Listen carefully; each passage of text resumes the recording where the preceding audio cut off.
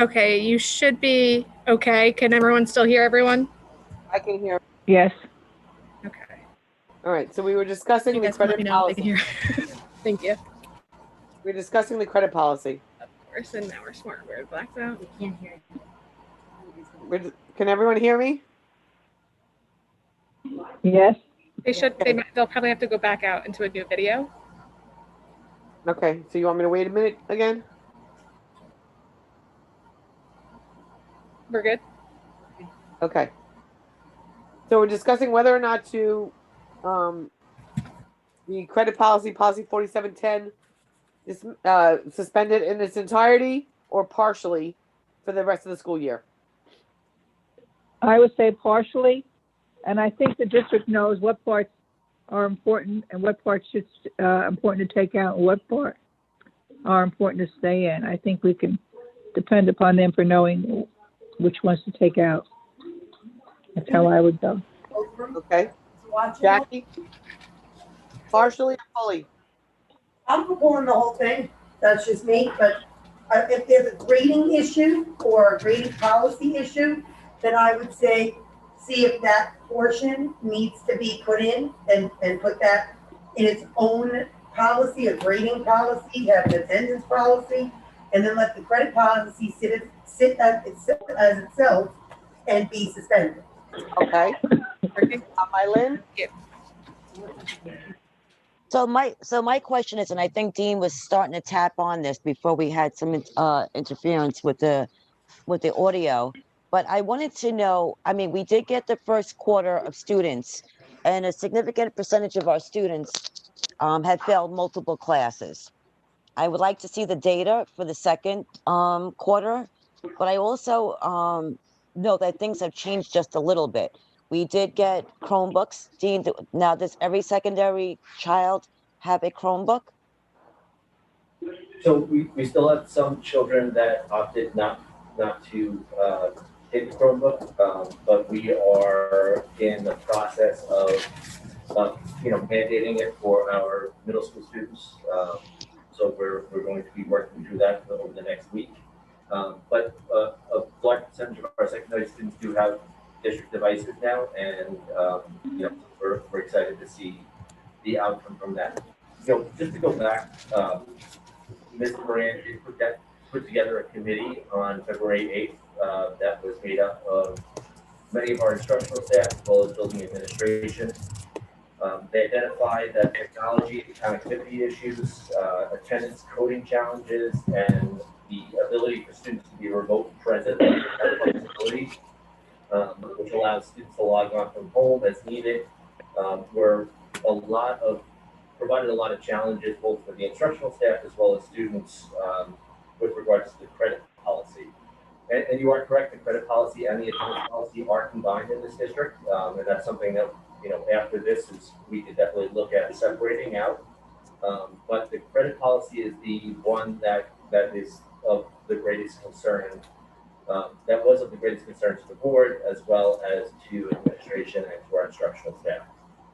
So, Mr. Moran and the committee's recommendation was to give students a clean slate for the second semester, permit a certain number of instances for the rest of the school year without losing course credit. And there was also some additions made for facilitation, which are included in the memo that is attached to the board docs. So Dean, I just want to understand this. So say you have a student who decides that they are not going to sign in on their virtual days, may opt for most of their time to be virtual days, but they're passing the class and they're passing the test. Does that mean they pass for the year?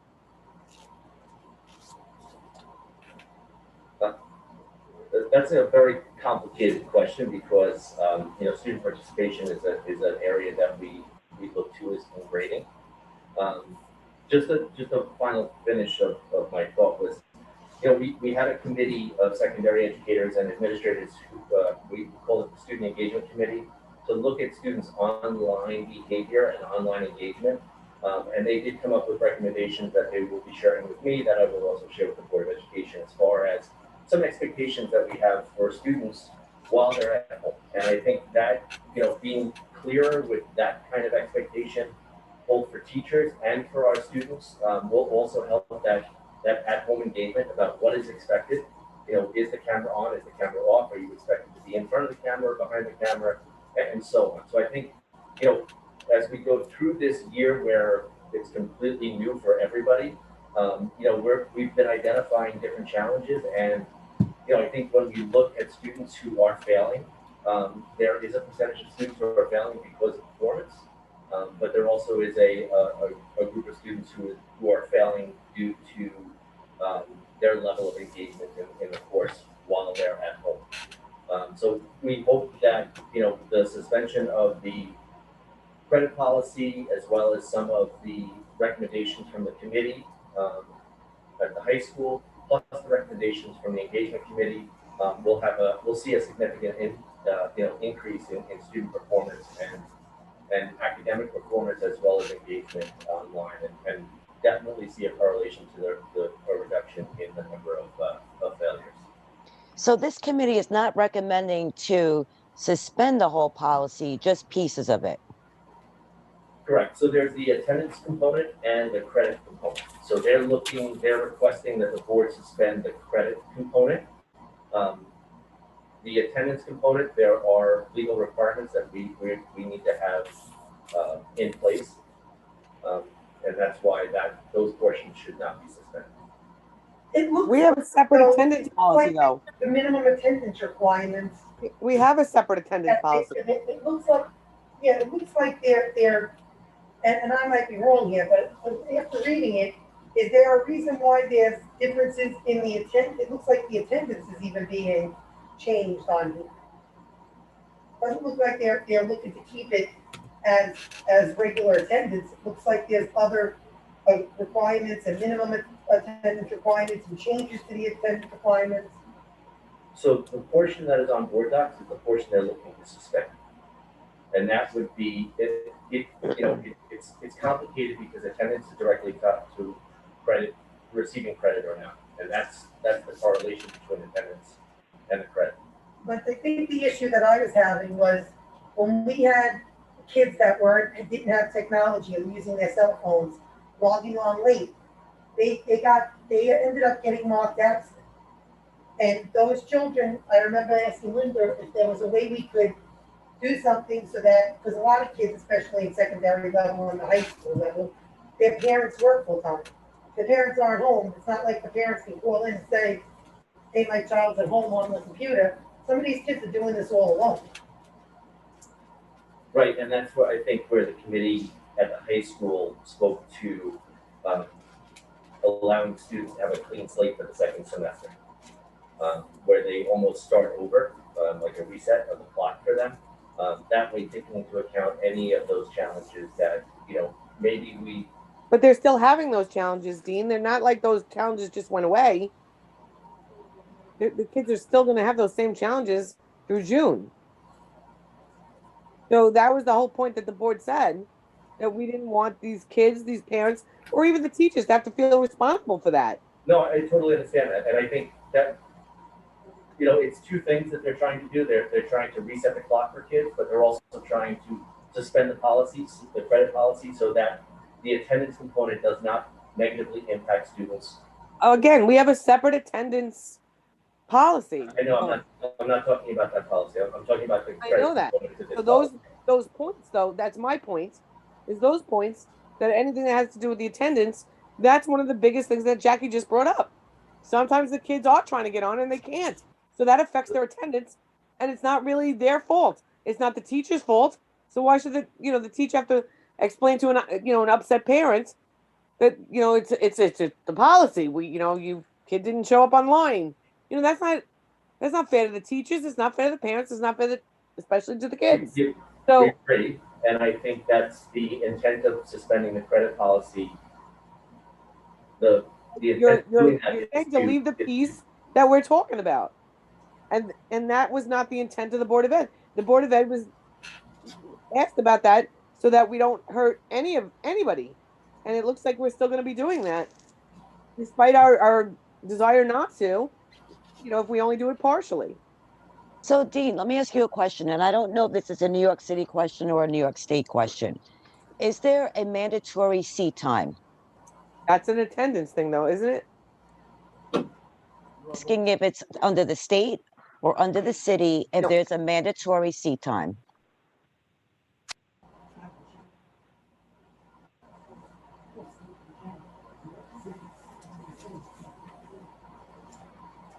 So, I don't know if Dr. Adams wants to jump in on that, but, I can get back to you on I'll send the state requirements with regards to seat time, for secondary courses that in the regions as well. But Dean, is that one in the actual attendance, probably the seat time? So the 85% is, that's how it's derived, is through the seat time requirement. No, right, the seat time, which is in our actual attendance policy. I mean, if you look it up on, I have it right now. That part of it is in the actual attendance policy. The credit policy looks like it's reiterating some of that stuff, but we don't need it there because we have it in the other spot, and it could be taken to be detrimental. So Dean, can you walk us back a little bit in history? I think it probably predates me and you, but you probably have a little more information on it. Why was the credit Mylan, policy? your phone or your connection is terrible, just so you know. Oh, sorry. Why was the smart board? Why was the credit policy started? I hear her fine, so. So the credit policy was started, I can't even remember how many years, it has to be over 10 years ago, because of the concern about students being in school and missing classes for a variety of different reasons, both school-sponsored events and outside events. So that was, I think, the intent originally. I wasn't here, but that's my understanding. And as they moved forward, that in correlation with an increase of the passing rate of 70 from 65 is another item that they put into place to motivate students to be in school and do well academically. So then it goes back to my original question. Is there a seat time mandated by the New York State? I know New York City, I don't believe there is a seat time. Is it mandated under New York State?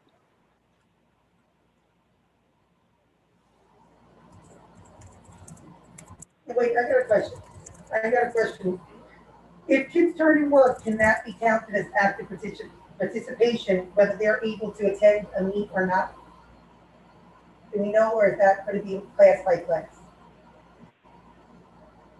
I think part of what they're trying to do with the committee is to give the discretion to the teacher about participation due to technical challenges, Wi-Fi issues and stuff like that.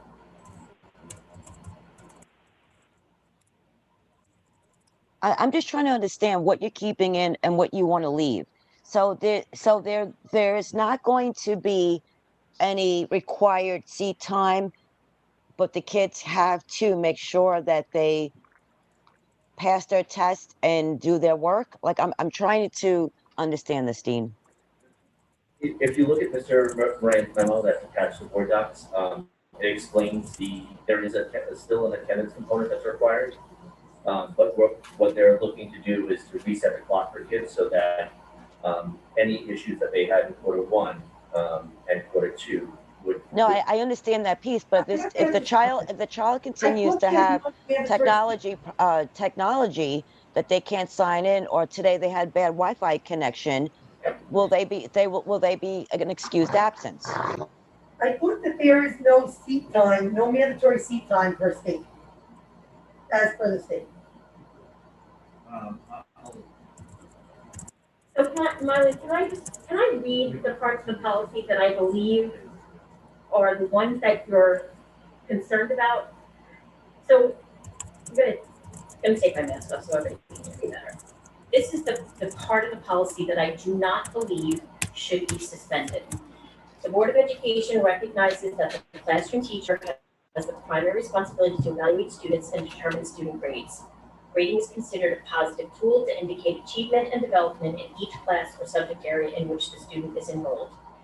The district will utilize a uniform grading system. An exception is for secondary resource class, grades 6 through 12, which will use pass-fail, as well as for the independent studies that receive prior approval of the principal or their designate.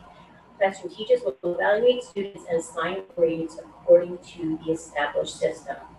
It is to be recognized that a student is an individual with his or her own abilities and capabilities. It is also recognized that an individual is part of a society which is achievement-oriented and competitive in nature. Hence, when a student's achievement is evaluated, attention should be given to his or her unique characteristics and to accepted standards of performance in the educational setting. All students are expected to complete the appropriately assigned classwork and homework as directed. Students are also expected to participate meaningfully in class discussions and activities in order to receive course credit. If work is missed due to an excused absence, the student and/or the student's parents or guardians should discuss with the student teacher an appropriate means of making up the missed work. Students required to attend pull-out programs should be given reasonable modifications to make up missed work. The following guidelines will be observed. Parents are to be informed regularly, at least 4 times a year at the secondary level and at least 3 times a year at the elementary level of their child's progress. The use of marks and symbols will be appropriately explained. Grading will not be used for disciplinary purposes, that is, giving lower grades for absences unless the student's misconduct is directly related to his or her academic performance. For example, plagiarism. Grading will be based in part upon student improvement, achievement, and participation in classroom discussions and activities. The professional judgment of the teacher should be respected. Once a grade is assigned to a teacher, the student by a teacher, the grade may only be changed by the building principal or the assistant superintendent for instruction after notification of the teacher of the reason for such change.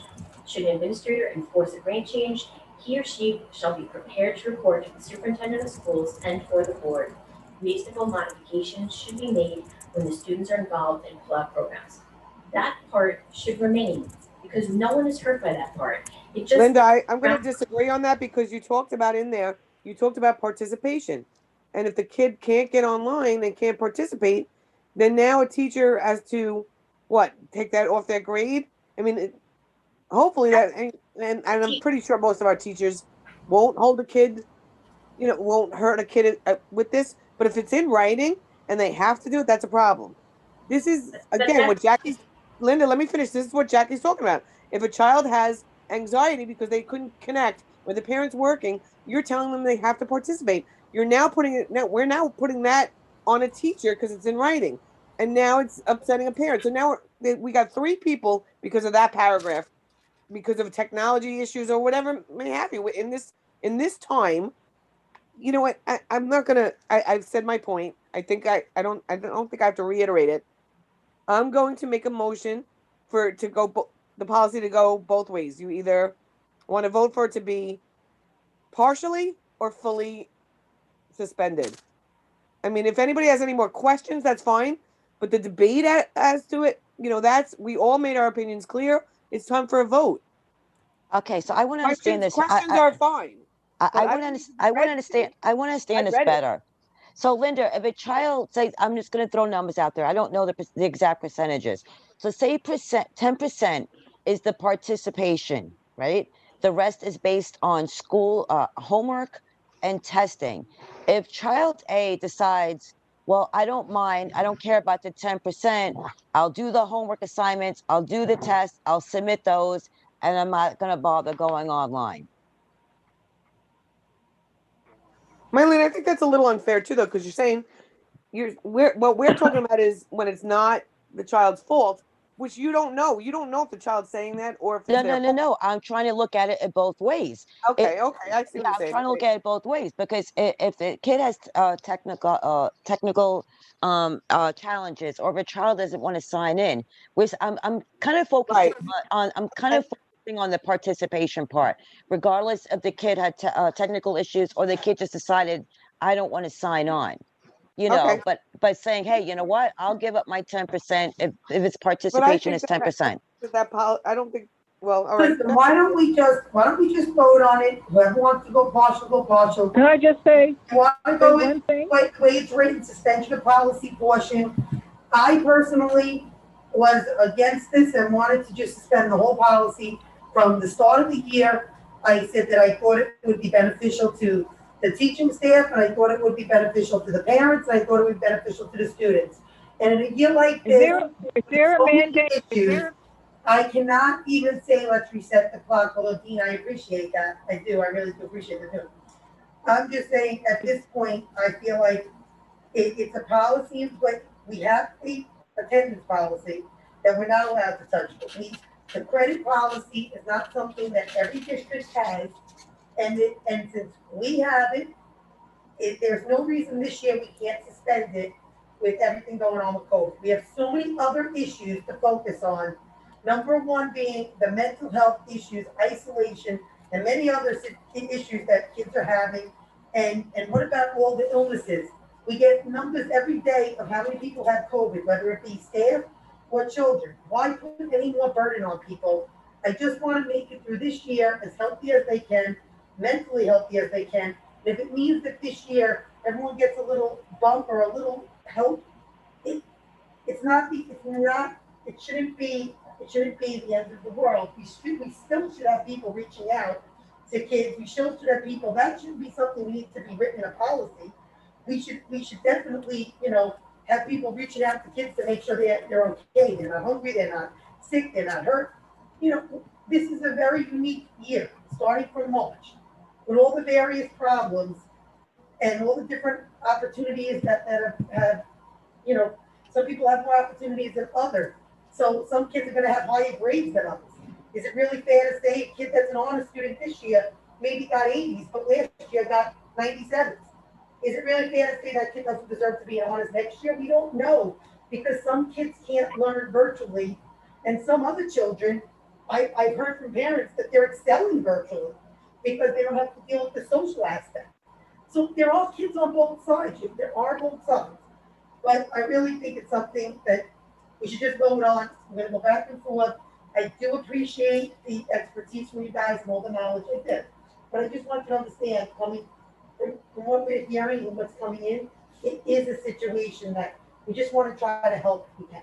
We can help the kids and the parents and help the Right. This little move will help, I think, teachers, parents, and children. For me, it's a win-win. I agree with Jackie. It's 8:30. Let's move on. okay, am I allowed to Oh, be yes, part of go this ahead, Lee. conversation? Go ahead, Lee. Go ahead. Okay, my question is, we will still have to take attendance every day because that's how we get state aid, based on how many students. Am I wrong about that? No, you're Okay, correct. I guess Using Linda, attendance and credit is two different things. Practice that will no, be no. different.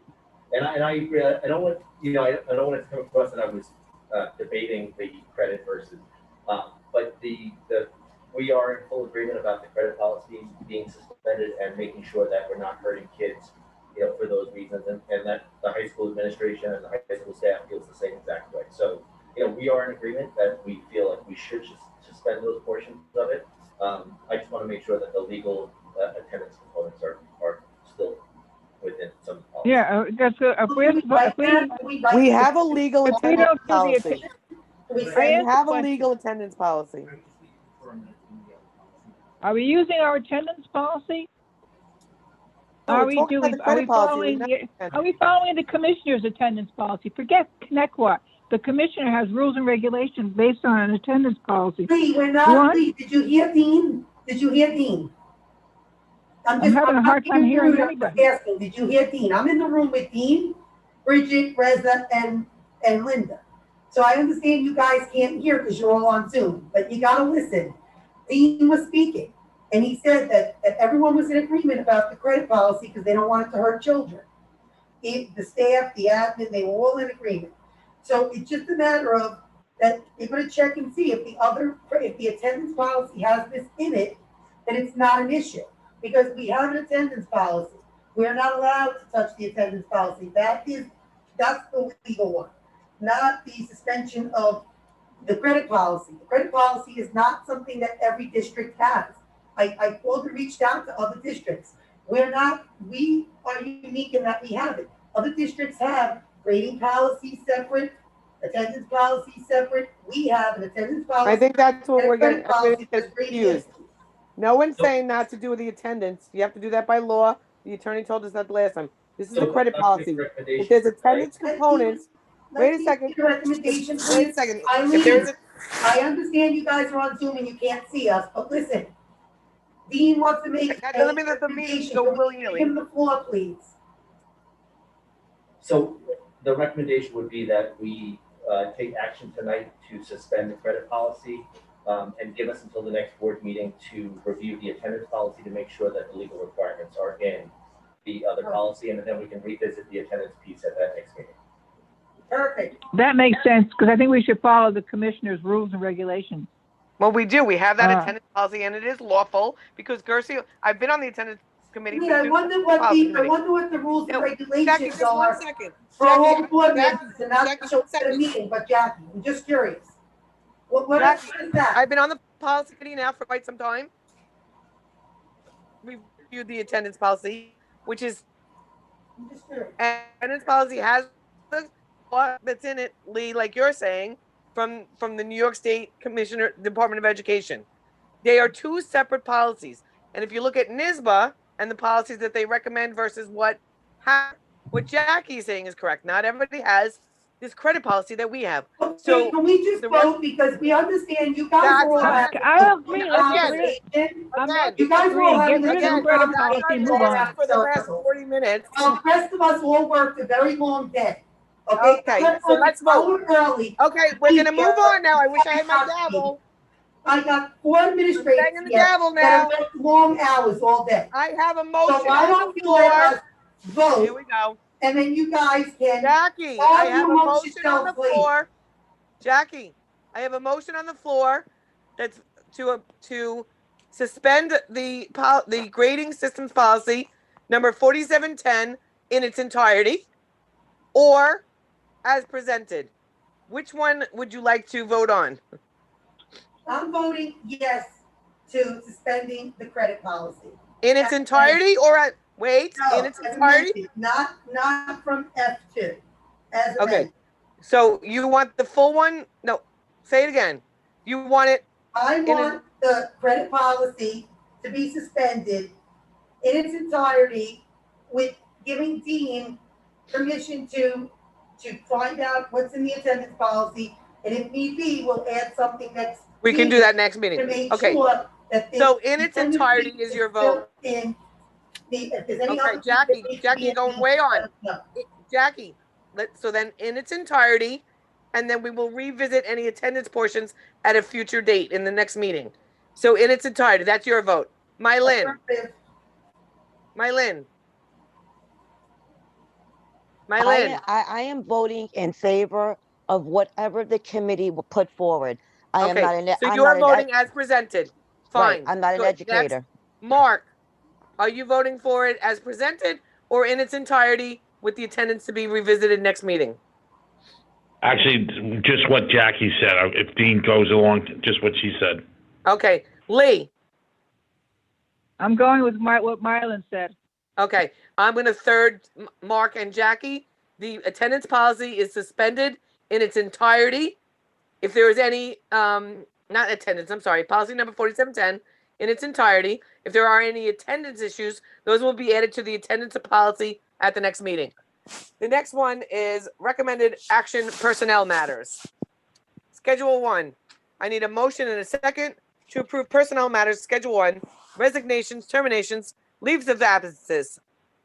Wait, I just want to Motion. make sure that 5A was amended before we do. We're not on that one yet, Jack. Okay, schedule 2, okay. I got it. I got the paper. I need a motion and a second for resignations, terminations, and leaves of absences. Motion. Second? Second, Lee seconds. All in favor? Aye. Aye. Aye. Schedule 2. On Schedule 2, we have number 5A as amended in executive session due to personnel issues. Jesse, you have the amended? Yes. Okay. That's the 5A. And then 5B is also going to be amended to include the legal language in case the governor cancels things again.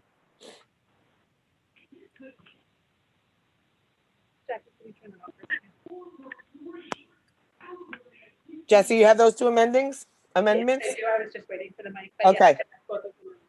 So then I need a motion and a second to approve personnel matters, Schedule 2, as amended for appointments, tenure, salary changes, and salary changes. Motion. Second. All in favor? Aye. Aye. Aye.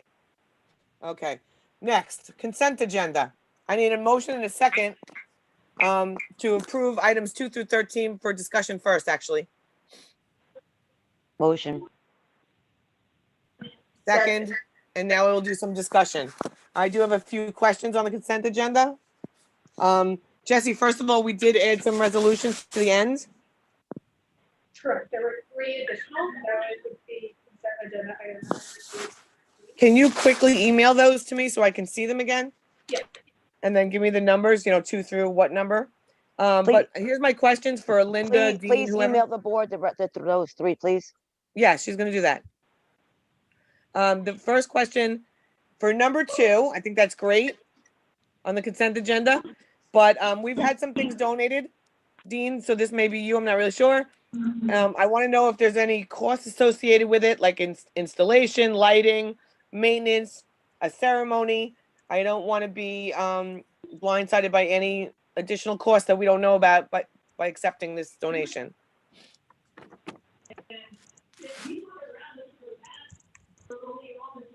There's a memorial bench 18 years old. I can't hear you. So,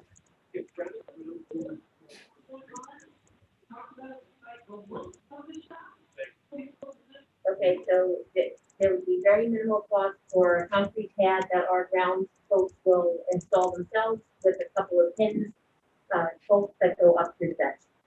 What is the minimal cost? What is that concrete cost? I'm sorry? $50 and stuff. Okay, so if it's more than $50, then could you please come back to the board before we do this? So we can also ask them to donate that. If it's more than I mean, $50. I'm not opposed to that. I just want to be aware of the cost before we accept it. Okay. Okay. Number 3, removal of the impartial hearing officer. I'm just curious, why would we do something like that? I've never seen that before. Actually, we do it quite frequently. We have to approve and disapprove hearing officers, impartial hearing officers, which is it's a list of attorneys that listen to special education cases that are brought by our parents, and they just remove themselves from one job. Okay, that's all I want to know. They remove themselves. It's not. Yeah, it was just weird. I've never seen it. All right, so the next one is the Prince donation. It's a very small amount, right? Where did that come from, though? Like, was that a PTA event, and now they donate money? You know how they do that with the pictures? No, these are when you see Connect Watch here, that's kind of in like CVS and the like. They donate things like that to us for those years that's been sold. Yeah, but who hires them? We do as a district. We pay them. No, not at all. They just do it on their own, and if they sell things with our namesake on them, they give us a couple cents of each sale. Right. Right. So I'm asking you, who sells that stuff though, that we get a couple of cents from? It's usually at like a Walmart or CVS or. Oh, those kind of stores. Okay, I thought it was gonna be like. I thought that's why I want to clarify. It's not like a student government. No. Okay. Perfect. Next, number 8. Right? Yes, number 8. I saw a memo today from Dean, which may have answered my question. Don't we normally use one, but then Dean sent that memo. So actually, I'm gonna forget about that because he answered my question on that one, about the in-house and all that. Then number 12 and 13. I'd like to know the pros and cons of each of these things. I've never seen the number 13, Rush Lacrosse. Never heard of them before. St. Joe's, obviously, I know. In this time, with COVID, I'd like to know the pros and the cons of saying yes or no.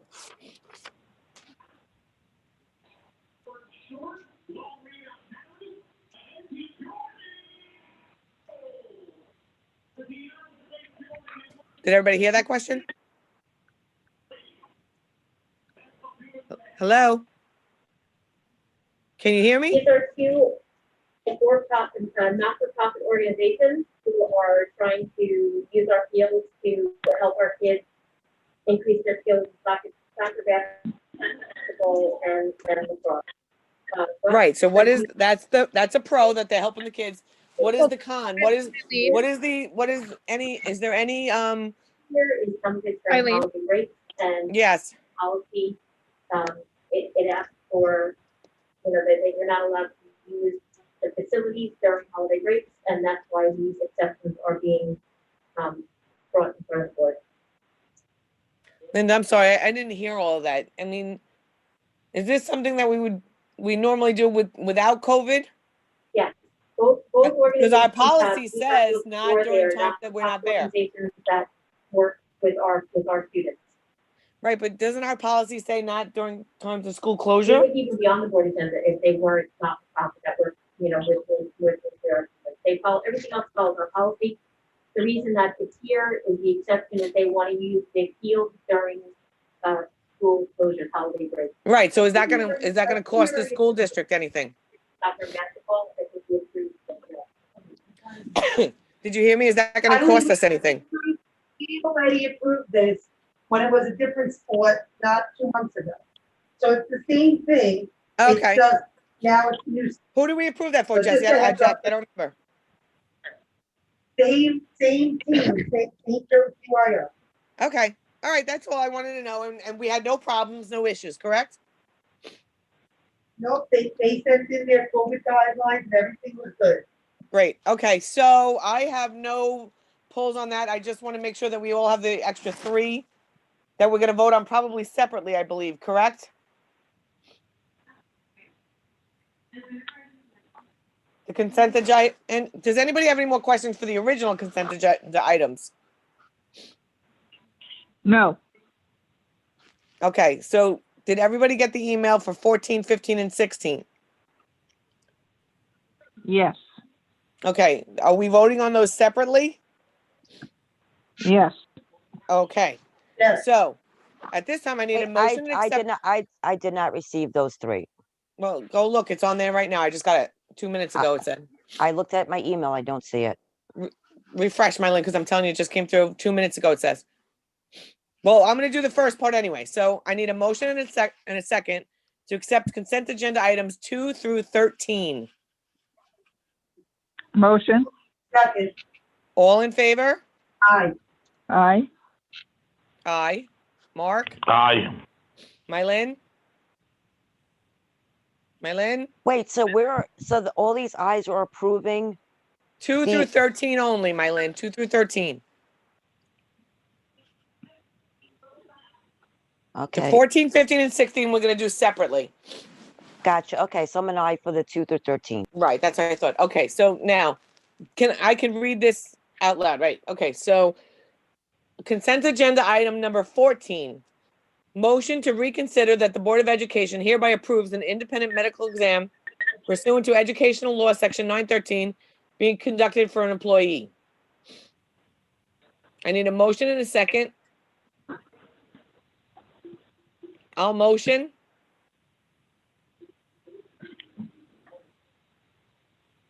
I need a second. I was gonna, I was. Yes, but to vote is different than the motion in the second. This is just to put you gotta put the motion on the floor, Jack, so that's all we're doing. That's not your vote. I second. Okay, now I'm going to say no at this point. Jackie, you can still abstain like you did last time. I'm abstaining from the same way I abstained on the last one. Okay. Mark? I'm reading this. Go by me for now. Okay, Lee? I'm saying yes.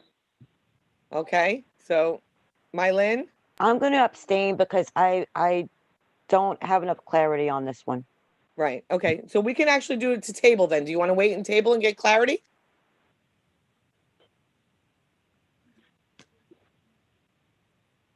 Mylin? I'm gonna reread. All right, you want to reread it for a second, then we'll hold on a second for the board to reread it.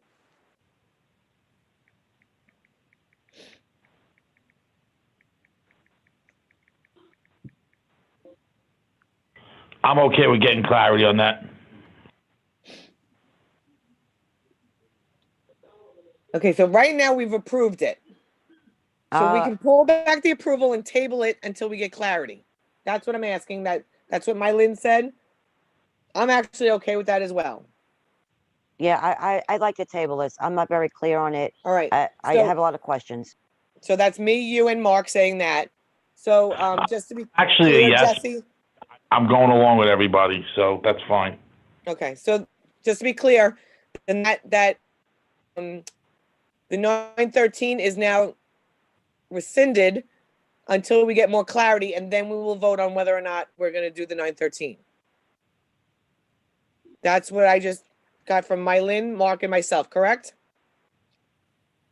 Correct. Lee said to leave it alone, I'm and not- Jackie's still abstaining. Okay? So now we're going to, Hold, your motion was to rescind. the 913 until we get clarity, that we're tabling that the motion that we made You last time. gotta we're vote, you rescinding. have to vote on the rescind. You gotta vote on the rescind. Well, that's what we just did. We voted to rescind it, Jack. And they You can bring it up tabled it again after, it was a yes. It's they can tabled. ask for 913 at a future date. We rescinded the 913.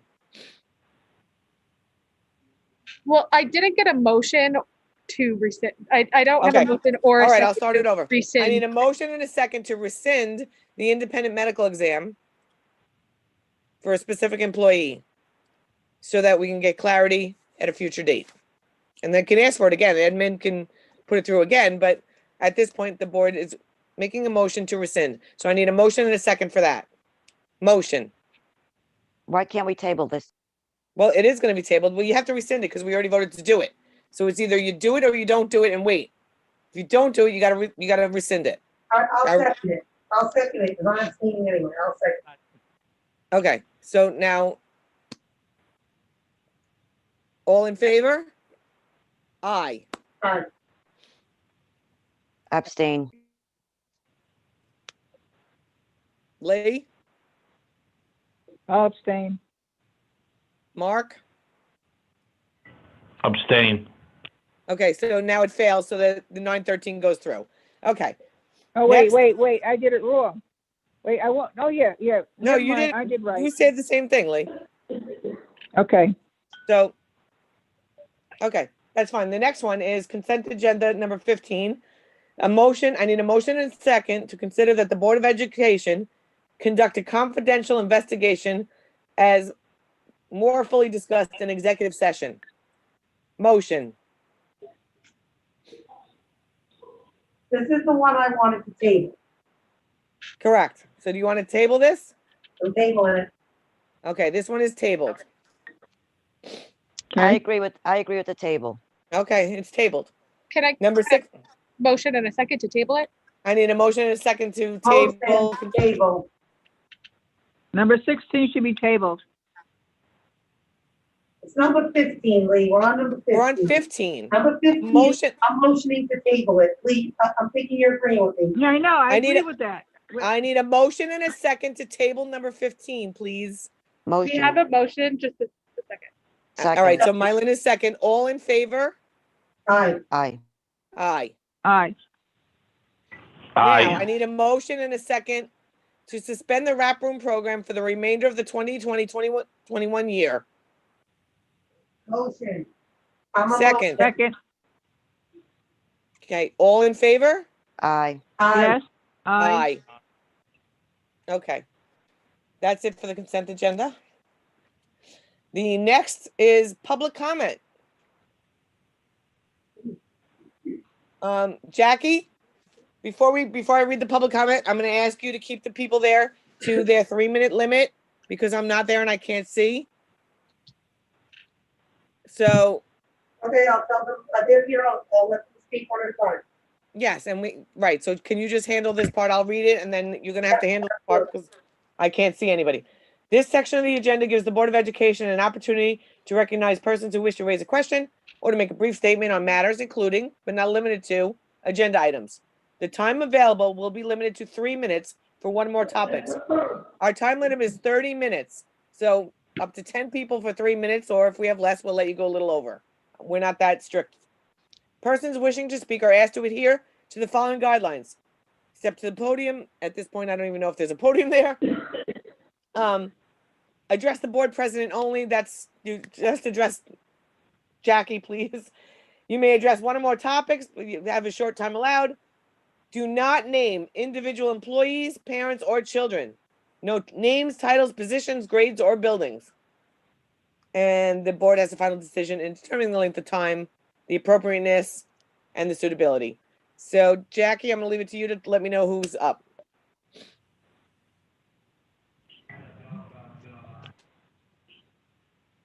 Okay, who wants to speak first? The children want to speak? Whoever wants to speak. Okay, step up to the podium on the floor. Okay, we have some children that want to speak. We're gonna let them speak first. Go ahead, you can go up to the podium, okay? Just don't say what school, okay? But you can speak about whatever you want to say to us, okay?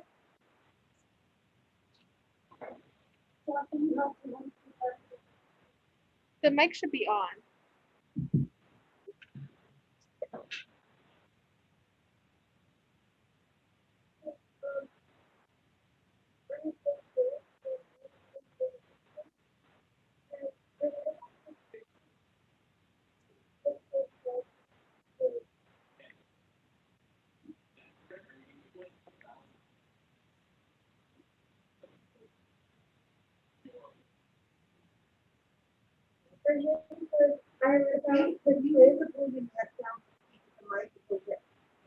Okay? I read about this place, Finland, is a country in Europe, and it's perhaps the best place in the world. When thinking of children are faced like this, how can you start with school? Finland students are number one in education. So I think that this will be good for students here too. They believe in kids play, so they give little homework. Students go to school at least 20 hours a week instead of 30. They also have instead for 1 hour instead of 30. So what I'm asking to is to think about is helping us to be better like in school. Thank you so much for coming here and for speaking tonight. I will absolutely look into this. Hello, I'm here. I'm here to support my brother with this. I'm a student in this district. As you know, our American world has been sucked into a new world, which is technology. However, this does not occur as badly in Finland. They have fewer hours in the school day, and the homework has to do with creative things like getting outside to find certain plants or making your own science experiment.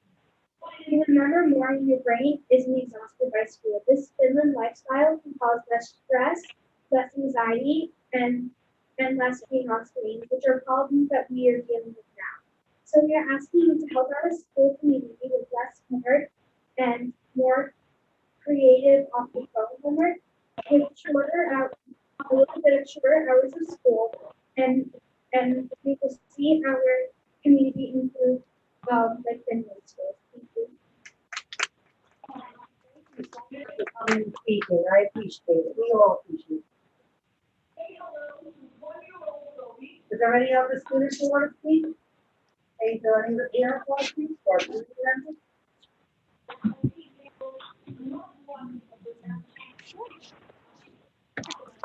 Lee, can you mute yours when you're not on? I'm trying. I'm having a hard time getting. Okay. I just keep hearing your back noises. Sorry. Thank you.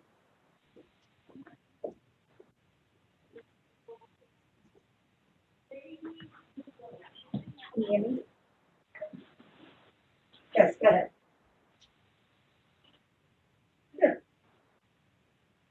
Good evening. Dr. Adams, I appreciate you speaking with the superintendent of Hop Hog, Free Village, and Longwood to better understand their in-person instruction, as more school districts are moving their conversation towards the option of 5 days in person. I also walked away from the last PLE meeting hearing your concern about keeping desks 6 feet apart. Thank you for sending out a survey to the community. 240 surveys were submitted from 12th grade families, and more than half of those senior surveys were in favor of going back full time.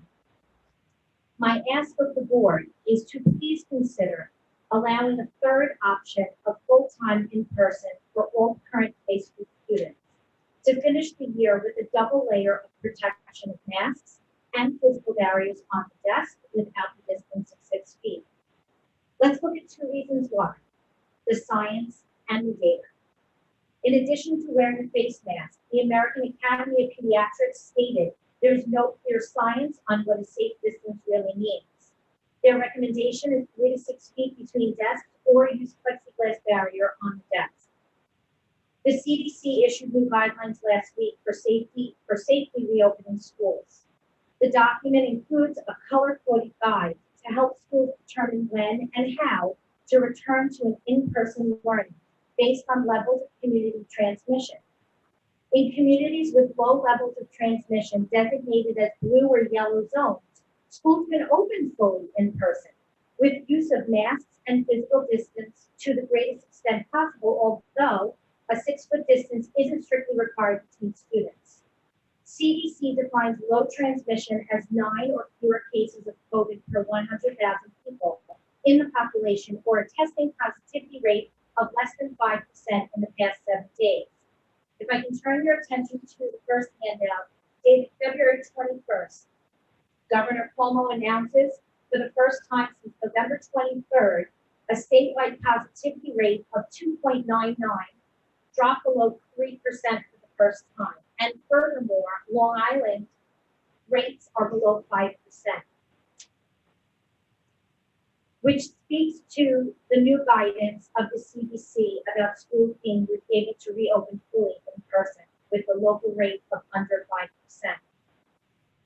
The New York local state official guidance, if I can turn your attention to the second handout, which speaks to reopening New York.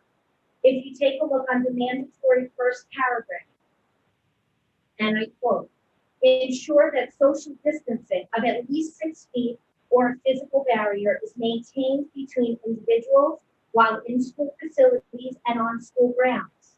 In the second column, under recommended best practices, first paragraph talks about the need for masks.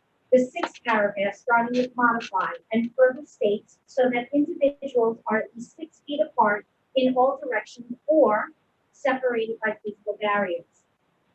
On page 2 of this handout, based on the New York State COVID-19 report for Connecticut High School at newyork.gov, there are a reported 2,063 total individuals on and off site, including students, teachers, and staff. Again, to be clear, this is just the high school. Someone asked last meeting about the reported cases from September.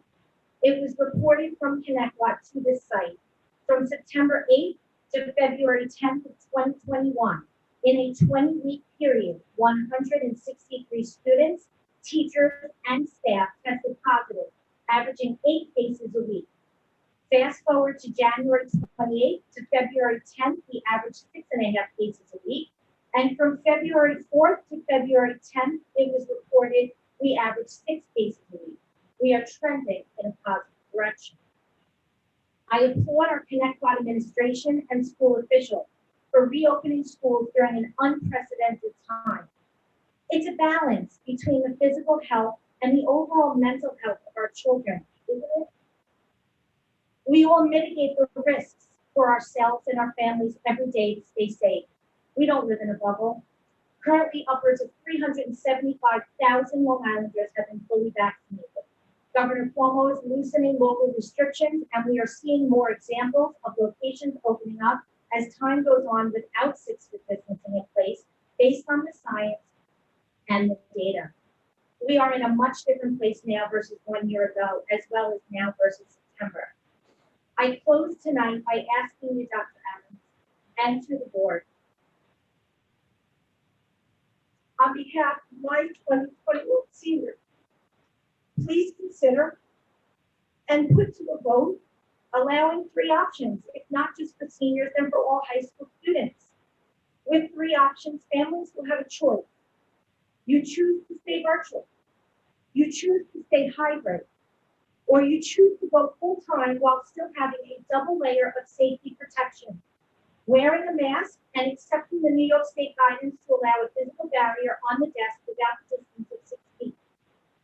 Thank you for your time and further consideration. Thank you.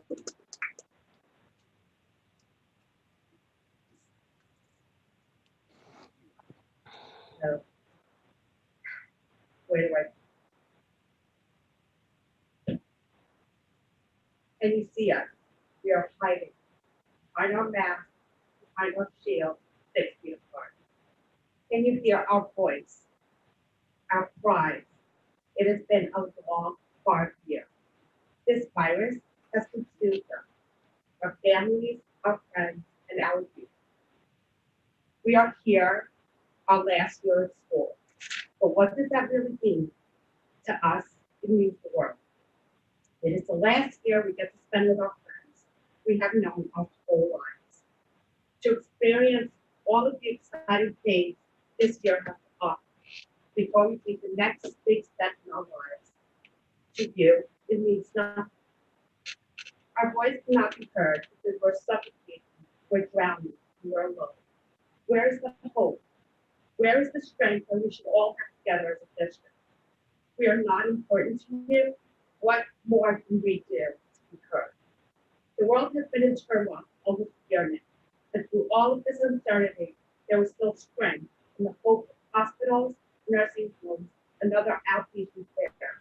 The doctors, the nurses, the EMTs, and various other healthcare workers didn't have a choice.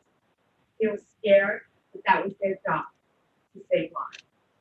We did not get a chance to cruise around Manhattan for our junior year. Going to Europe is a distant dream. Rocky Horse Ranch even less. What is an ACT or an SAT? Sadly canceled so many times. We will be going into college with the unknown knowledge of what we're walking into. A virtual reality will determine the school, the dorms, and everything we didn't get to see. There's so many ways to go through school day safely and effectively. For some students, it is the only place to get to leave their house, go to, the only meal they get to eat every day, the only time they get to see their friends, and continue to do so despite the circumstances. Although things are not normal now, we must adjust now how they are and adjust to our challenges, make the most of each and every day for living and breathing. So now it leads us to this question. Are we not important enough for you to make us as a class feel special? Is a group 1 or group 2 going to define our senior year? No. No senior sunrise, no prom, no graduation, no trip. Nothing to make us feel like a whole class instead of a partial class. While we continue to fight for our education and for our class, we hope you are listening. We hope you can understand why we are fighting and finally hear us. And I'm not just talking about the high school level. I'm talking about elementary. When you look into these kids' eyes, wearing a mask, and you see the hurt from kindergarten to 6th grade or 5th grade, they get to go every day. And they don't understand why they have to wear a mask. They make the most of it. Middle school kids, 6th grade went into the unknown, not knowing what middle school is about. 8th grade is coming to the unknown what high school is going to be next year. Our freshmen, a big, huge school. Half of them didn't come, half of them are coming. They came to what they're accepting every single day. 10th and 11th are trying to survive because they don't know what else to do. Our kids need something. We have a few months left, and that's we need something. And that's going from K to senior year. But we're asking you to please do something for it. Thank you.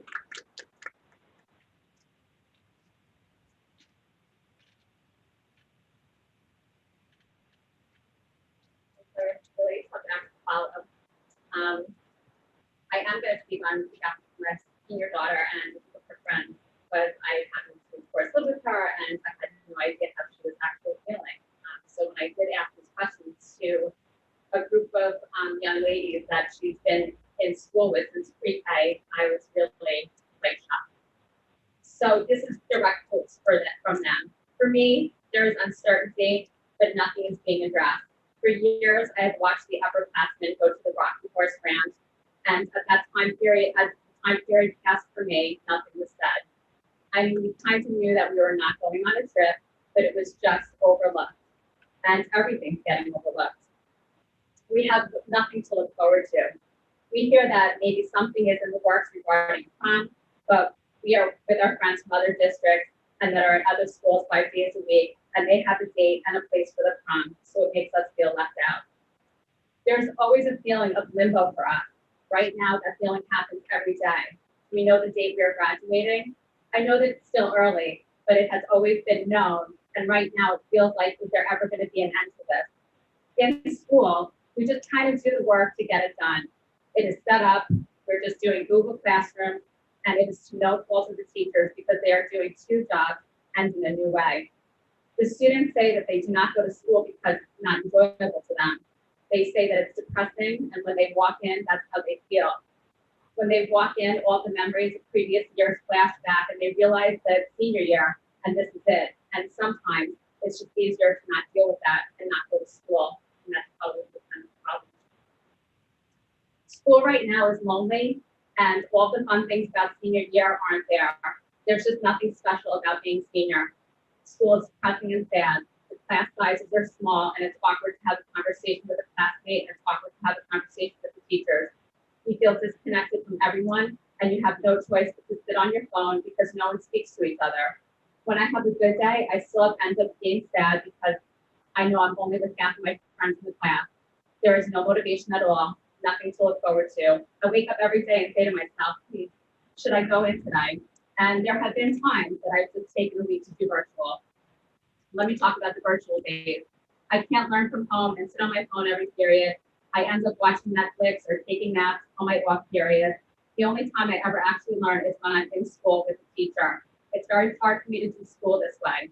I sit in the same spot from 7 a.m. to 12 noon, and other days I'm not motivated at all. I sleep all day when I'm on virtual. I don't learn anything. Again, this is to no fault of my teachers. They are trying hard to teach virtually, and this is new to them. Doing all the work online is so difficult. Things get deleted, lost. My eyes start to hurt so easily, and well, I just stop paying attention. And then I think, did I hand that in? When was it due? It was much different than past year. When I'm virtual, instead of paying attention, our minds wander and we just start texting each other about seeing each other during class because we don't see each other in school. And even if we can be disciplined, it's class after class that start staring at a computer screen. When I go to school, I look forward to seeing one or two friends every day. You can tell when someone is smiling, even when they're wearing masks. The seniors want you to know that they're not clinically depressed, but it is very lonely being in the house by themselves. Our parents are at work, our siblings are in college or doing work on their own online classes. It's hard being in the house from 7 a.m. to 6 or 7 at night all alone. Some days going outside to get the mail is the only fresh air I get for the whole day because I have no motivation to get up or do anything. I miss waking up and going and getting dressed to go to school each day, getting ready, getting my things ready, getting all of my steps in. I know this is not a big deal, but I miss getting out and having a purpose to go somewhere. When I have some teachers and I know I have great connection with them and be one of those go-to teachers with me, I can't because the desks are so small and awkward and no one speaks to each other. Am I missing out on those teachers' connections as well? Yes, I am. I'd love to see all my old teachers, but I don't really talk to them. I used to be a social butterfly, but I can't because I get called out for spreading germs around during the pandemic. So just as an educator myself, I agree. And we have really we have great teachers, but we have to take this information as well. And how can we make this better for the kids? Are we making our young adults afraid to speak? It's concerning. Another quote from these young ladies is, I know that there's been a lot of talk about letting the seniors go to back to class 5 days a week. I'm not sure exactly what is happening with this because no one communicates with us whatsoever. It's like we are in limbo every day. But if there's the slightest possibility for that, I would like to push for that 100% because if we get that, it would make my whole entire year. We only have 3.5 months together, and I'll never get to see my best friends in school. Of course, I believe in safety and the reason, but I would go to school every day. This pandemic will make me appreciate things even more. However, we are losing our senior year. We are never going to have these opportunities again. I've been with my friends since preschool, and I did not think it was going to end this way. By not being able to get to school with more than half of my friends, I have a lot of friendships that are fading. We're excited to see each other every day at school and classes, but not seeing the people, you wonder, what happened to them? You don't see them. You know that they're on a different part of the alphabet, but you miss them and wonder about them. In the future, these girls were saying when they walk around Disney with their families with no masks on, or when they're at work, they don't have to wear a mask, and they send their kids off to school with big smiles on their faces, they will remind their kids to be grateful and themselves. So I asked the girls, what did they say is a priority for this year? And they did say to have a prom or some sort of senior banquet. I feel as though I was robbed from the opportunity of having any of these things, being that our junior cruise was canceled. That is literally something that every little girl dreams about. Going to the prom, buying a prom dress. They never have the opportunity to wear their junior prom dresses, and that's a rite of passage that breaks a lot of their hearts. We closed schools down for a day for the students to take the SATs. We did not even stay, talking about themselves, we did not even get to take our SATs at ConnectBot. They were canceled, and we had to locate other testing sites. Can we have one day, a senior day, and meet together? I have to mention how Patty has done a wonderful job. I know that we're not supposed to mention people, but these group of girls that I spoke with are so appreciative of what you've done for all the senior community. And they wanted you to know that. The shirts, the breakfast, going out of your way to deliver ornaments and candy. They are also appreciative of anyone who is sticking up for them and supporting them and being by their side. On another note, you have a community of resourceful and creative parents. Use us. We know that this is a unique year. We're not blaming anyone for a situation that's not going to occur appropriately. Believe us when we say we want to help you. I'll spend a week cleaning up after a prom or setting it up. I don't care. Listen, these kids are resourceful too. They know that other districts are having seniors coming back every day. They are involved with prom planning, and dates for graduation and proms have been set. Let's get them excited about something. Just now, someone from my own district texted me that our district is considering bringing the seniors back every day. It's hurting me, just as a district employee that works there, because my daughter can't go to school every day. Just a final note, let's be known for doing something good for our community. There has been so much negative press, and we are better than that. We need to change it and rise above it, and we can do this together with your help. Thank you. Thank you all for speaking.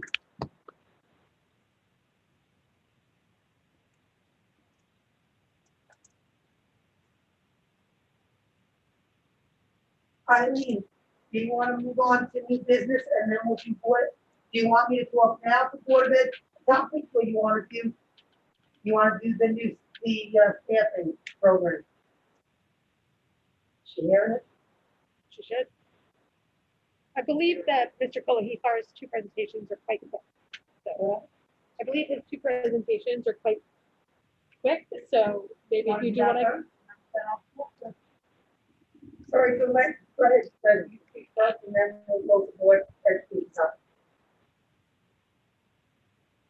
Okay, thank you. Today I want to speak a little bit about elementary enrollment. That we have the projections and things of that nature. It's a little apropos to some of the comments that were made by parents regarding elementary, however, and we're talking about seniors. So anyway, first slide, I'm going to talk to you tonight about the retirees, the current enrollment, 4th and 5th grade staffing needs, where we continue with the virtual program that we currently have, and what 4th and 5th grade staffing needs will look like without the virtual program. And then I'm also going to show you the enrollment pre-pandemic projections, essentially what it looked like before the pandemic came and how we process projections and what they would have looked like. We are assuming that next year they look similar to in September, they look similar to what we have this year. So that's just an exercise showing you what it would look like. Next slide, please.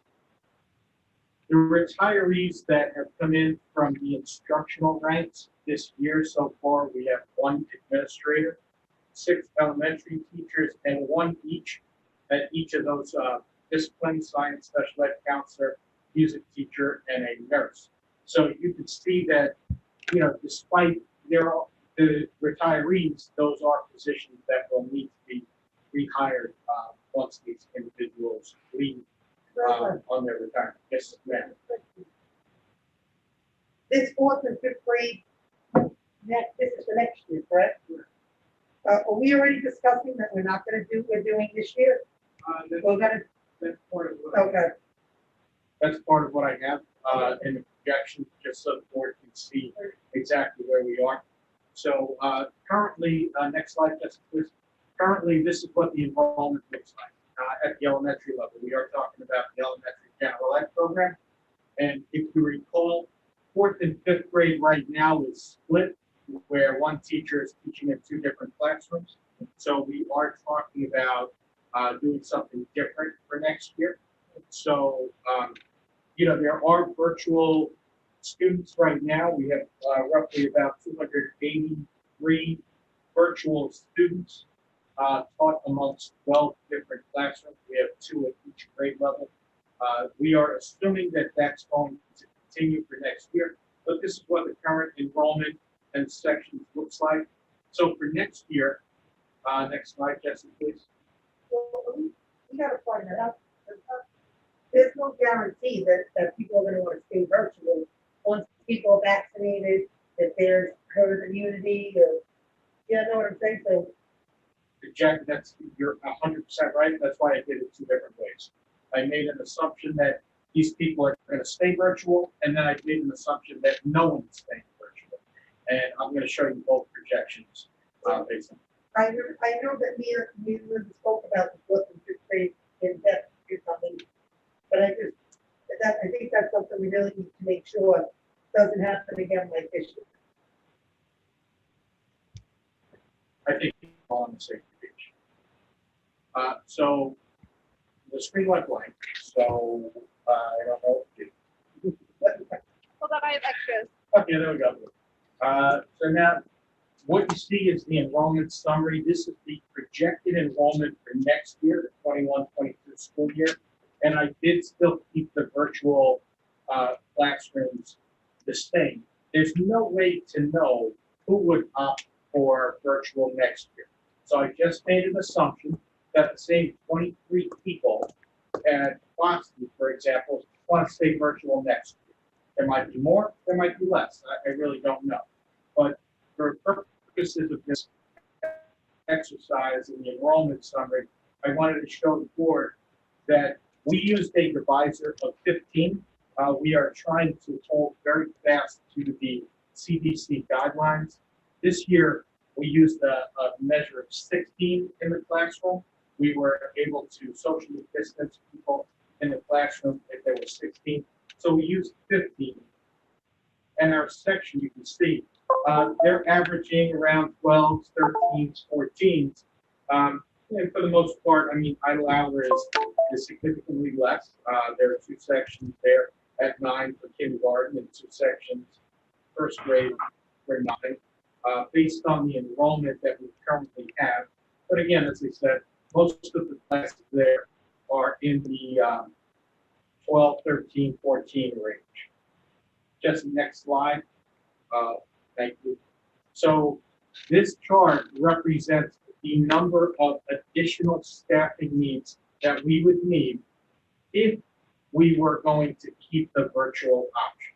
So just to highlight this, every at the different schools, it's different section numbers, plus or minus here, but the overall total would be an additional 5 teachers and teaching staff to go to the model that you're talking about, Jackie, which is now every class in 4th grade and every class in 5th grade has hit their own teacher in that class. Where would these? Can I ask a question? Where would these classes be held? Where would they be held? They would be held at their elementary schools. I understand that. Are there enough extra classrooms to house that many more? You're talking about small there are many sections, correct? classrooms because the 4th and 5th grade are split. So the fourth and fifth grade right now is split between an aide and a teacher. And while I think they're doing a great job and the aides are stepping up and teachers are doing a fabulous No, job, I understand that, but it would be better but- if we just hired more teachers and gave. I am not wait, whoa. Jackie, I'm not disagreeing with that. I asked a different kind of question. All I wanted to know is there enough classroom space in each school to house half a class of fourth, 2 half classes of fourth, full time? I mean, is that what we're doing now?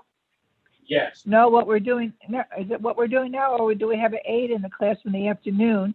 I'm sorry, we have an aide in the classroom, but the classroom itself is populated with students. So this is not, I don't believe this is additional classes. If there is space to allow for the teachers to have this class of 12, 13 kids. Right. Lee, I was 100% against this from the start. You might not remember, but this was one of the things I was totally against because in reality, your child is half the day with an aide and half the day with their instructor. So they're not really getting the full fourth grade or fifth grade experience that they should. And really, these are really important years considering fifth grade is going to be stepping up and transitioning to the middle school. And they're not going to be as prepared as I personally, my own opinion, like our children in prior years. And that's no fault of the teachers, and it's impossible to teach everything that you would teach in a full day, half the day. It's impossible.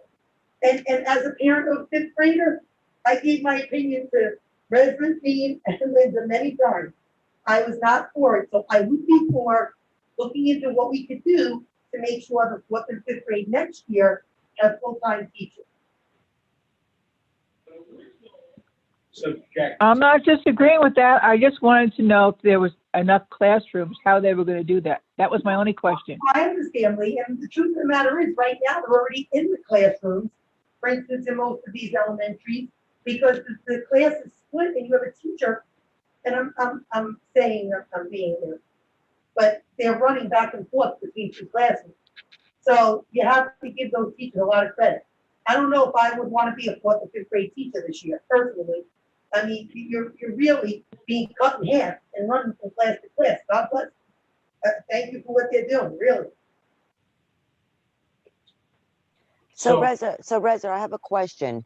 So if we consider the model that Jackie wants to do versus what you have right now. So like right now, what is it going to cost the district? So this year cost $7 million. That included the 4.5 million in salaries, and then the balance of it was for state aid. I also want to clarify, I believe someone thought that the $7 million also included the laptops and technology. I just want from you, Dean, clarification that came out of the Smart Fund money. But aside from that, how do you do the version that Jackie wants to do versus the version that we have now, and what are the cost factors? Well, the cost factor is the number of teachers that you have in that particular slide. So for this, again, if I added 5, the district added 5 additional teachers to make the program work. Based on the enrollment that's coming in for kindergarten and the outgoing 5th grade, we would add 5 teaching staff members. Each teacher is roughly about, the way we estimate it, is about $93,000. For ease of numbers, I'd just call it $100,000. That includes the teacher's salary at Master Step 1. It includes all of the FICA and TRS costs that the district has.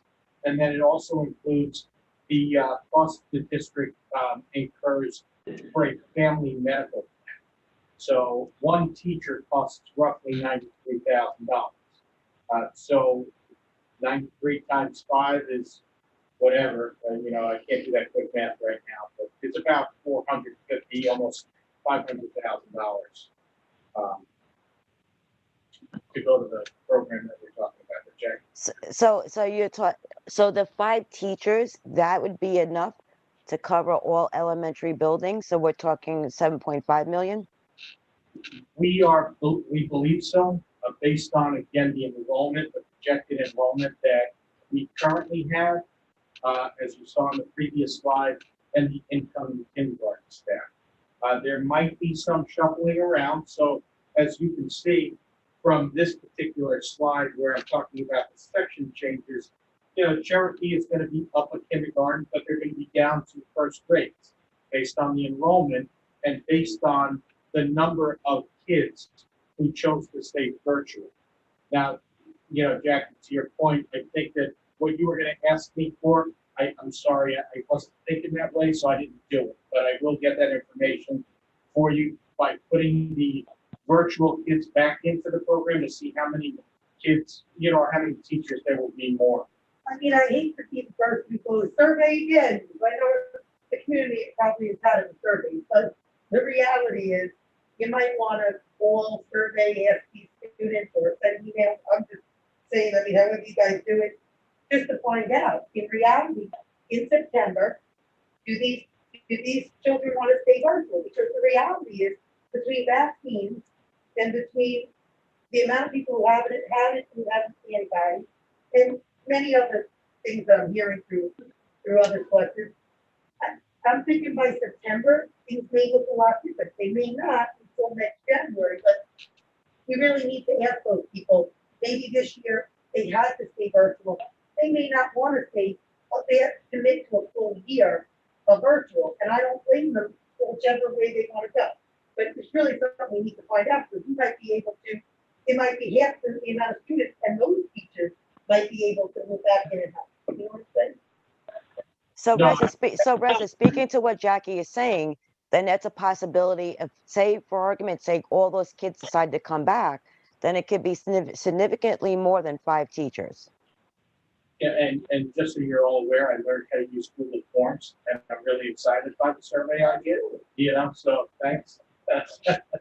So I don't have a problem asking these people, but you may, given the numbers too, that we're talking about less than 15 in a class, you may have more people say, you know what, I can live with that. I can live with the social distancing, the barriers, these plastic barriers, masks. So you're right, Jackie, it's something that we should and will go to, because I just don't want to see the parents, you know, you're like, especially if they're listening tonight, you're virtual, so guess what? You're virtual next year too. I don't think that's a fair assessment.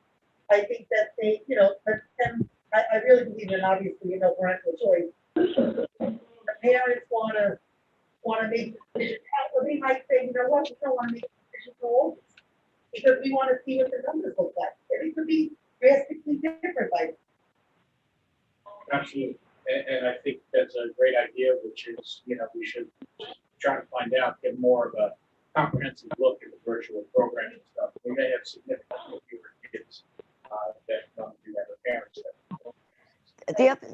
The other piece too, Reza, I mean, again, I'm just reading different articles. I mean, some say that we may have that herd immunity by April or May. So maybe that will also have a huge impact on your numbers, because you may not have to do the 6 feet distancing. I'm not saying nobody without masks or barriers, but maybe the 6 feet won't be an issue. You're right. It may not be.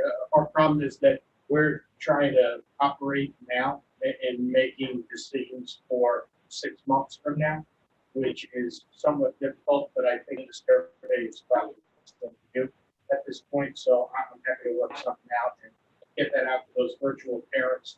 And you never know, there might be parents now who say, you know what, I've changed my mind, I want to go, who chose not to. So we'll work on that and get that out, so I'll have a better predictor of classes. But just for time purposes, I do want to move to the next slide. Jesse, this is a projection that we would have done, I'm going to say 2 years ago. Similar to what we've always done in the past. We've said, all right, we're going to use a number of 24, and we're not going to exceed a class size of 24. So if you look at these numbers, you're gonna see class sizes in 20, 22, there's some at 19 and 17. In no way, I wanna just stress that I'm not recommending this in any way, shape, or form. This was just an exercise to show you exactly what it would have looked like if we were not in this pandemic world that we live in.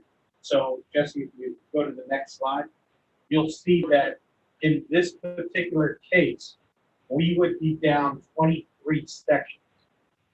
That's not necessarily 23 teachers.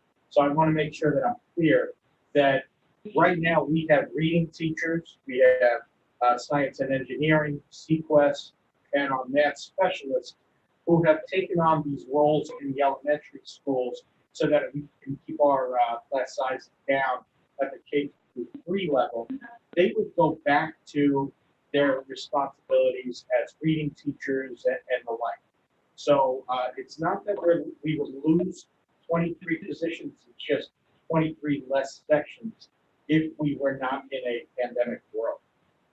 So, And I think it's critical that we get back to those math and reading specialists, because I know that our district really favored having those dedicated teachers for those particular areas.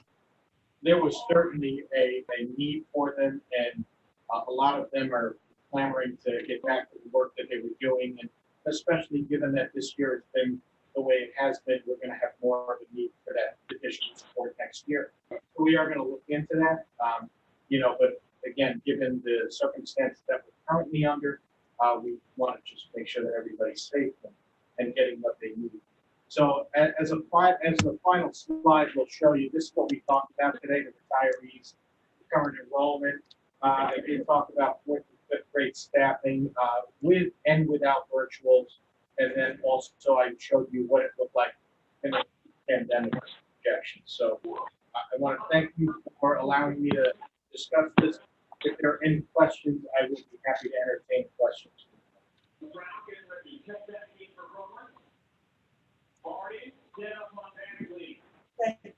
Thank you, Reverend. Thank you, Reverend. You're up again with the district-wide emergency plan. And Don.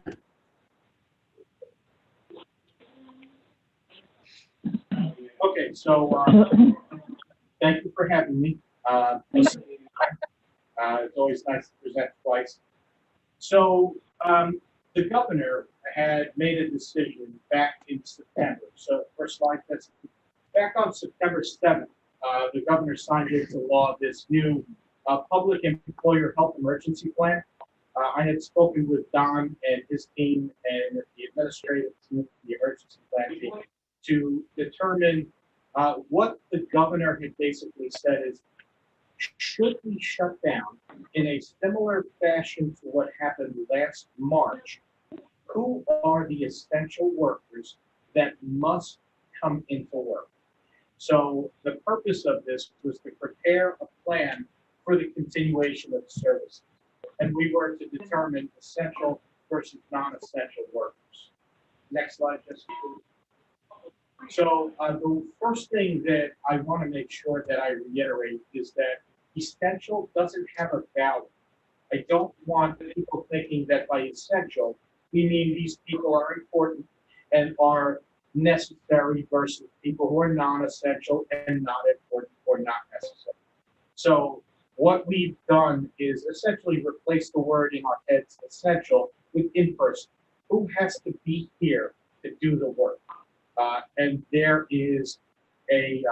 are a limited few who are actually essential.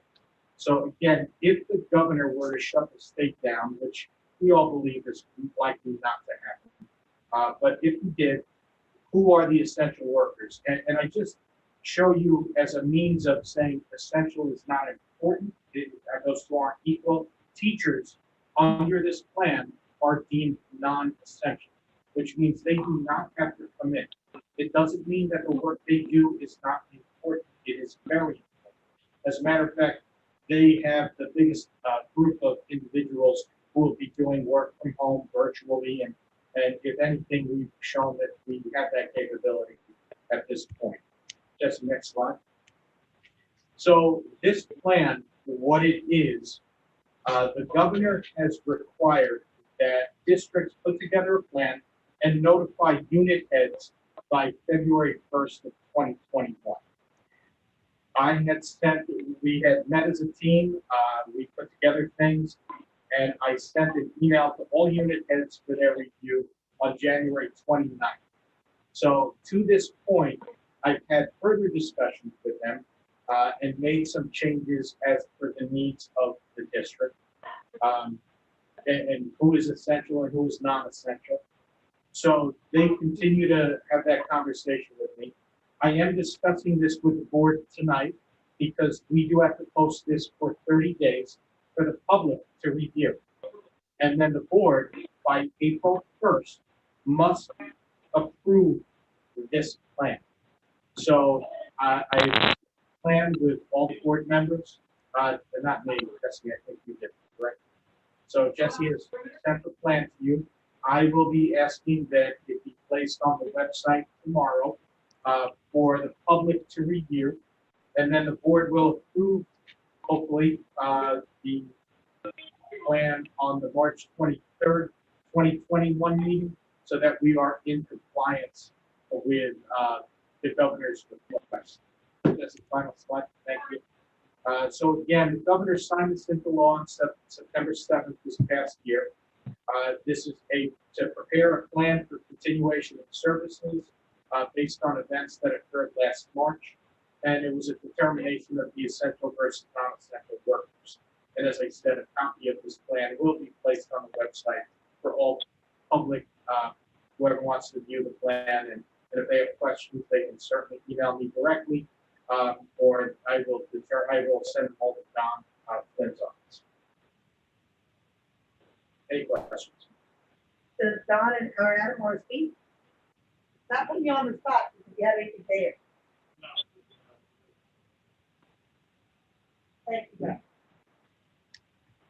Thank you. Lee, Mylan, do you have anything you want to add? Or ask? No, but I think at the next, when Bridget starts formulating her numbers, I just want the public to know what the cost is going to be and how this will impact taxes. I'm sorry, Mylan, the cost to this emergency plan?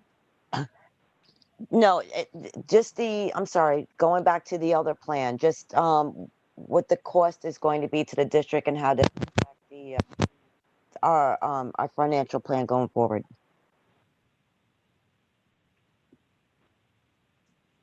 Mylon, that will be discussed all at the March 19th. Thank you. Okay, so we have Board of Education topics. I'm gonna start because I put a few things on, you already went over.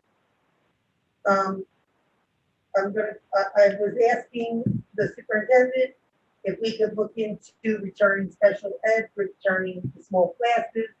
I've brought this up numerous times. I think that they're the kids that are struggling the most. In reality, they're falling behind.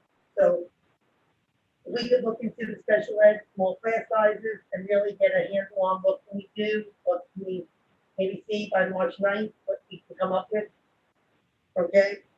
The other thing was I wanted to make sure we have no hungry kids as meals, our meals being delivered to a home of children that we know do not have meals or not have food there. I know we have pickup service. I'm not saying I want to just be delivering all across the district, but there probably are children that maybe the social workers or someone like that would have better access or assessment to say who needs it. And if they do, if there's something we could do to help out.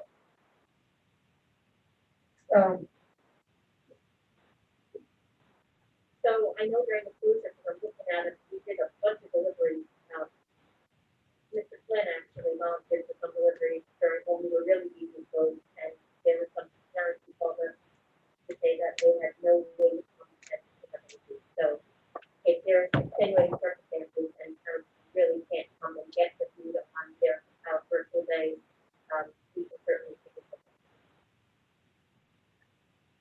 Thank you, Don, and thank you to your security team. I appreciate that. That's very, very nice, honestly. So thank you to the food service as well. That's very, very nice. And I just want to make sure that I had seen a few things about another state where a child had been hungry and the teacher saw it virtually. And that's how it all came about. People had brought it up to me. Are we allowing 8th graders to try out for, I don't know if this is a slippery slope, but are 8th graders allowed to try out for high school sports? The reason I ask this is because we're not having a middle school sports, we're not having them yet. So are they allowing it or no, it's strictly for the high school kids? There is a process. It used to be called selection testing. It's not called that anymore. For 8th graders who move up into a JV or varsity team, there's the entire evaluation process on their physical maturity. And that's allowed for at least 2 8th graders and or 7th graders who are going to be players on the team, but they have to be contributing players. They can't just come up and sit on the bench. They have to have a significant amount of play time. That's part of the district policy. If it goes over more than 2 players, then they have to fill me, but there's been no appeals, so I'm not sure if anybody actually wants to do that. And my last is going to be just to speak about the seniors. Have we come up with any ideas for our seniors to try to help them with making memories, or have we come up with any? I know that we had students get a quote, but have we had any ideas about maybe doing some kind of prom or banquet or something where we have the kids get tested, even if we have to do something like that, where they got tested with a rapid test, and then have it. I mean, we have to come up with something. We can't keep telling these kids, because I'm going to say it right here. I see the seniors, I hear the seniors, I've spoken to seniors, and my heart breaks every time. I don't want to see what happened last year. I have my own nephew last year, which was a senior player, and it was very upsetting when I got a text message that said, "Hey, and Jackie, do you know if we're going to have a prom?" And I had to say to him, "There's nothing I can." We were there was nothing we could do. We tried everything. My limbs fought really hard. We tried everything. I want to see if there's something we can do, especially since there are going to be people vaccinated. There is going to be more immunity. If we said that we had to get kids tested, I think parents who really want to do it would say, "We don't care, we'll go wherever we got to go to get this done." So I'm just looking at all the different ideas. If there's something we can do, I want them to know we do hear them. All the parents fighting for their kids, and I know it must be heartbreaking, but we're doing everything we can to see. Other districts did it, and I spoke to Dr. Adams, and she was explaining some districts just have bigger classrooms. Some districts have different options that we didn't have yet, but it's actively being looked into. Okay, I don't really love the idea. I'm not going to lie about saying that the seniors are more important than the 9th graders or 10th graders. I personally went before saying keep them home and let them go. I did say something about maybe doing a hybrid where you had 9th graders coming in and 10th graders and left to go, but then when I was told you can't do it because the teachers, like the way the teaching staff is going to work out. So we have talked about things, but we're trying everything. We really are. It's not that we haven't listened the same way. Trying to get special ed back as well. It's all moving parts. So Can Linda, I add something? Oh, go ahead. Yeah. I just wanted to know, are you talking or should I wait? What? Go ahead. My concern is I've been asking for months, not a week, not last meeting, for months. Is what I've noticed, parents were writing nice letters about their complaints, their concerns, and the emotional part and the kids part. And then they started writing notes. And then I saw frustration in just the writings that were going on. And I've been asking, what are we doing or what was planned for how to deal with the emotions of the parents and the children? And I'm not getting any answers. And then let me ask the next question. there was an incident, a horrible incident at one of the elementary schools. I want to know what was the district's plan and how did they handle the children and staff of that school? I have two questions. When are we going to get a report? What have we been doing to help parents and kids? And what did you do at that elementary school? That's my concerns right now. And I'm not getting any answers for months. So there's always an emergency team when there is a tragedy that happens in the district. And we certainly had tragedies happen in the district over three. That building has rallied around that family for the years that the child was built. And there is an emergency team at every single building who puts together a plan when some tragedy occurs. That's something that's I thought we had a plan. I did think we had a plan, but the way I saw our message come through, it was like the district wasn't doing anything. So I needed to ask that question. So I'm glad that something was being done. But my biggest concern is for the emotional welfare of our children and our parents, and how our parents can deal with our kids and the kids being home driving the parents crazy. There's nothing in place. Because if there was something in place, we would have been told about it by now. So I had asked for a plan, and nothing has come forward yet. We were promised to have people come speak. No one has spoken to the board about what was being done. Nothing. So that's my concern. I'm glad the elementary school was handled the way I thought it should have been handled, because I knew there was rules in place. But I'm not happy about the other part because we keep talking about it. You know, talk is cheap. The emotional welfare. I've heard it all year. I don't know where we are in it. That email I sent wasn't to, Not you. No, I understand, but I'm just saying to you so you understand. The email I sent was more to just ask administration to make sure that any family that has any kind of, traumatic or tragedy, we make sure we rally around it. And we send our. Well, I knew there was a plan, but the way you wrote the message, it sounded like maybe there wasn't. So I was just trying to verify that there was. I might have misunderstood. I just wanted to make sure that I reached out, and to be perfectly honest, I had no question about that administration at the building level was not going to do an excellent job. They did an excellent job, and they always do an excellent job there. Right, but the way you wrote the message, it came through as an accusation, not a question. So, that's why that might just be my writing skills.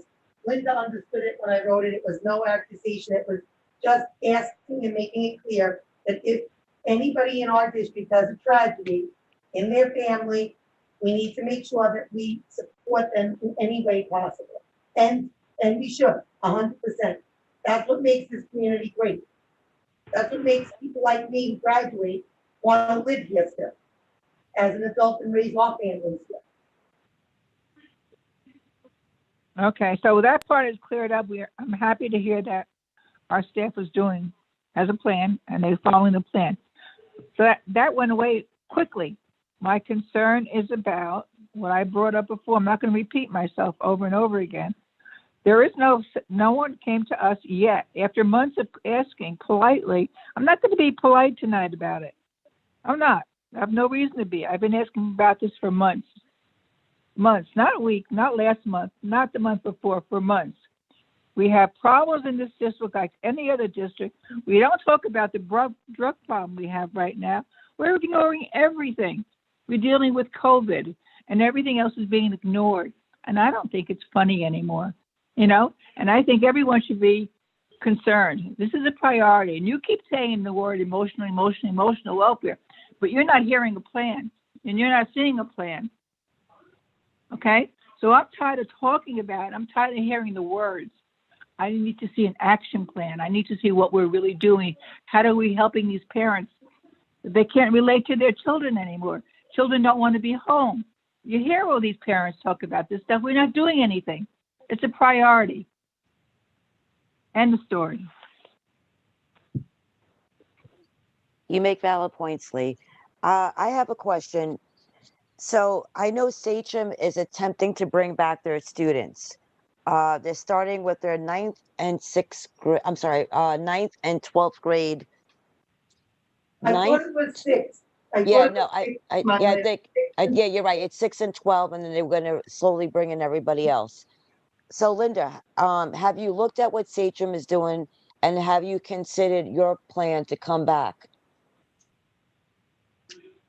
So the Iceland seats, the Iceland town superintendents are very closely knit. We text each other often. Really what's happening, and I have a meeting with them tomorrow as well, at Sachem, is they are going to not do 6-foot distance. We now have data from the survey that we got about 65% of our parents that answered, and I'm thankful for that information.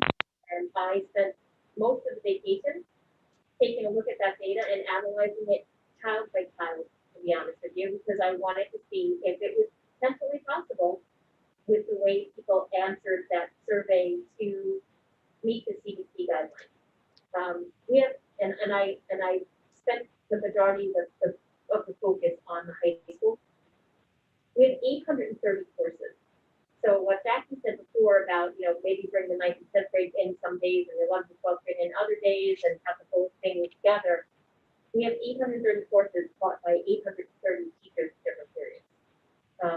And the way the schedule runs, it's not possible to say Monday, Wednesday, Friday this week will be 11th and 12th graders and Tuesday, Thursday will be 9th and 10th graders, because it just won't work with the way the schedule runs. It doesn't have to do with the teachers, it has to do with the way the high school is scheduled. So of those 830 classes, and this needs more analysis, and I'm meeting with the administrative staff of both middle schools tomorrow and all of our academic directors and Mr. Middleman and Mr. Cohen-Epar to take a look at these classes and where they sit in the high school and if it's possible to bring them back safely.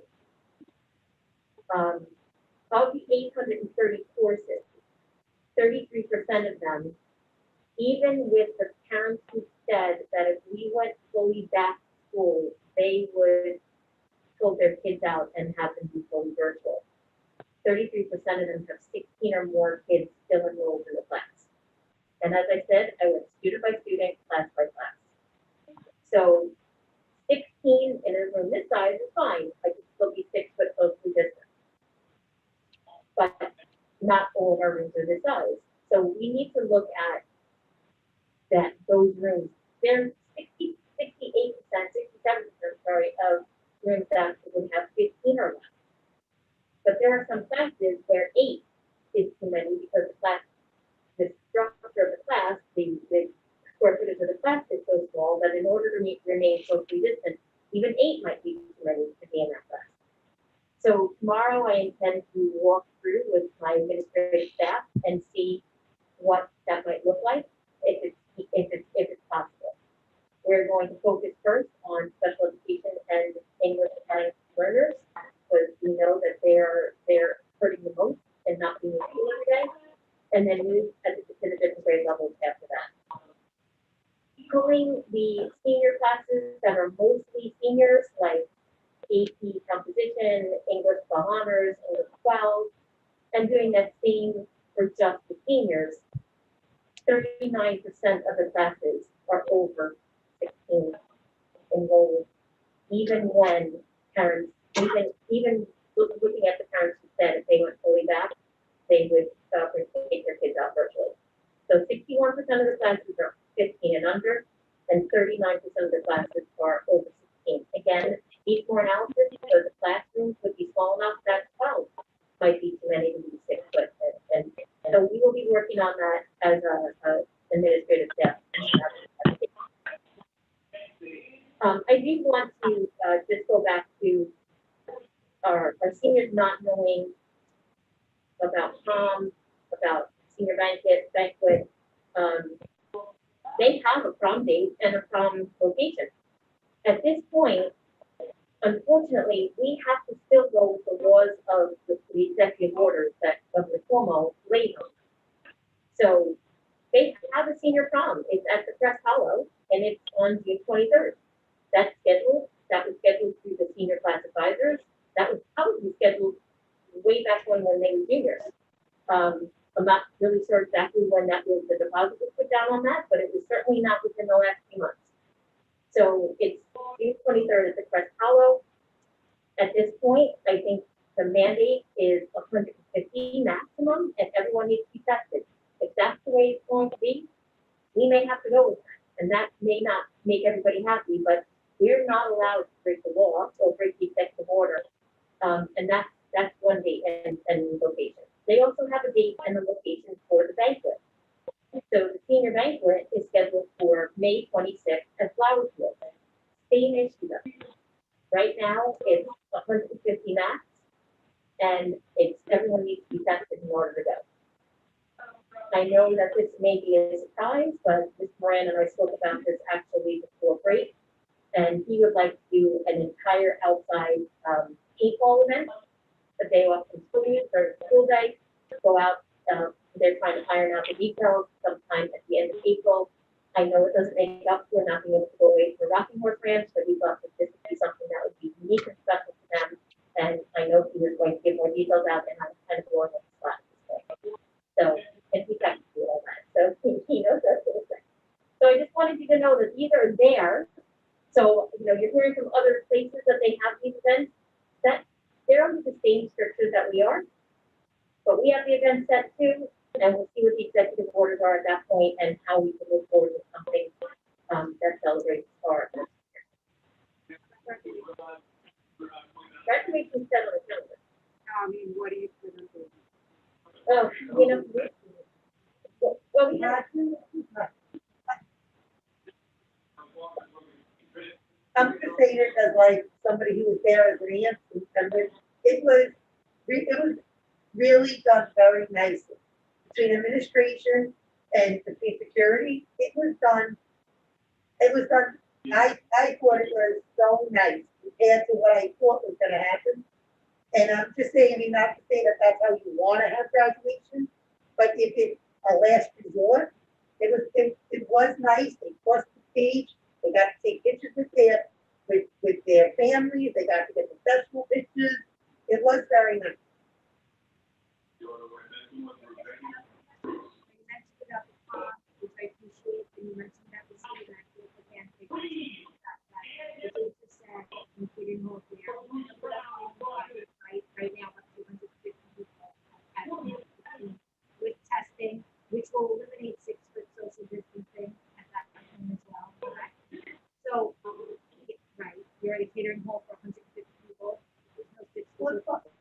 It's by the catering hall rules. Catering hall rules are, Right. you have to sit down, you have to wear a mask. Right. Like, I think, so I know they're all doing, you have to wear a mask, and you can only take it off when you're sitting down at like the dinner table. Most definitely agreed with the mayor. The question is, are there creative alternatives, for example, conversation about maybe having, because the senior class has been no money spent this year, or even last year when we were juniors, maybe having 3 proms. We might have one, you may have parents who will be more than happy to put money out for that.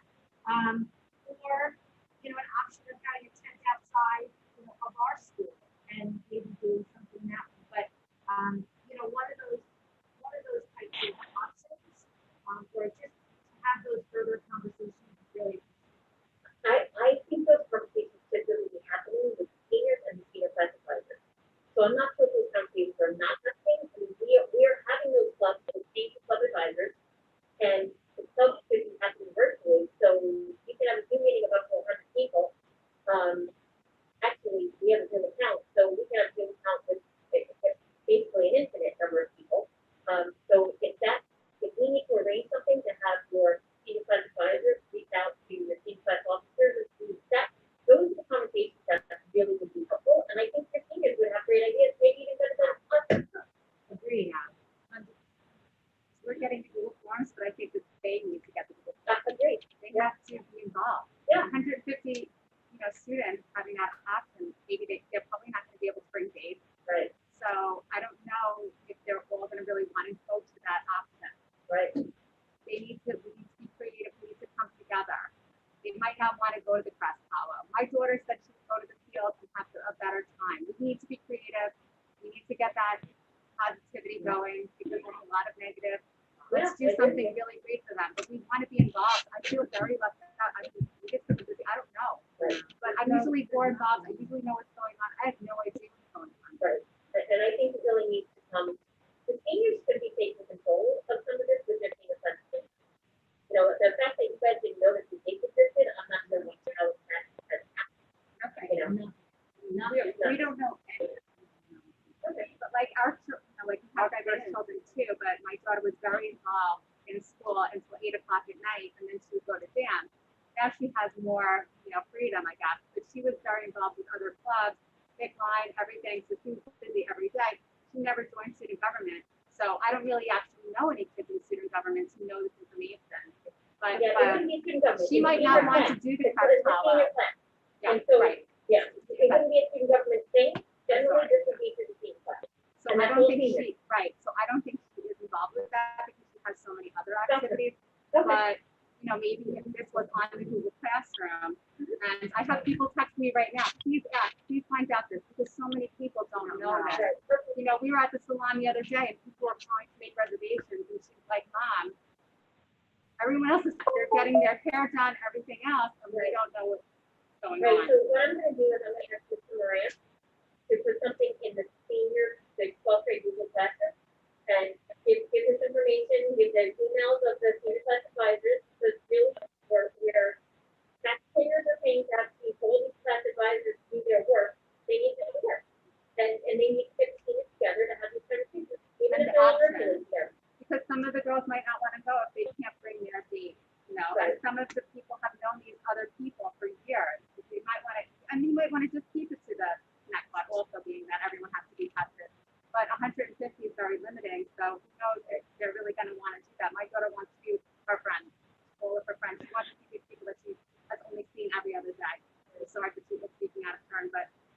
No, but, and maybe the senior banquet, maybe we do the senior banquet for 150 and then something slated for 150 and then the top 150 and that way 400 kids can celebrate and have fun. And that, but that should be the question. That should be the senior and that should be the question. Let's be creative. She might just want to do it in somebody's big backyard. You know what I mean? Sure. And we have a lot of the parents have with my house. Yeah, I don't want to get in trouble, but I do have a big yard. We have a big field. I mean, we have to be creative here. We have a lot of parents that want to pitch in. Sure. Like I said, I'll take off a week of work and put it all together. I'm going to tell you superintendent. I know, right? Okay, I think we're gonna just, Lee and Mylin, do you have anything else you wanna ask or say? The last question. No, is- I'm good. The last question I just want to confirm is that Sachem is not following the 6 feet. Is that how they're getting their kids back? That is correct.